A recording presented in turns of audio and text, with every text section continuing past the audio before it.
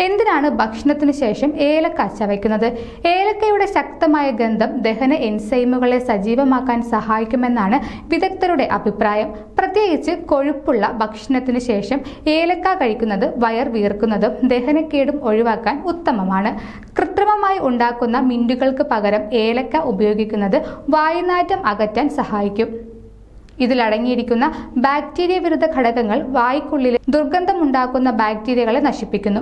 മാത്രമല്ല, ചിലരിൽ മസാലകൾ നിറഞ്ഞ ഭക്ഷണത്തിന് ശേഷം അസിഡിറ്റി ഉണ്ടാകാറുണ്ട്. ഏലക്ക ചവയ്ക്കുന്നത് ആമാശയത്തിലെ അമിതമായ ആസിഡ് ഉൽപാദനത്തെ നിയന്ത്രിക്കാനും നെഞ്ചരിച്ചിൽ കുറയ്ക്കാനും സഹായിക്കുമെന്നും ആരോഗ്യ വിദഗ്ധർ പറയുന്നു. കഴിക്കുന്ന ഭക്ഷണത്തിലെ പോഷകങ്ങൾ ശരീരം ശരിയായ രീതിയിൽ ആഗിരണം ചെയ്യണമെങ്കിൽ ദഹനം കൃത്യമായി നടക്കണം.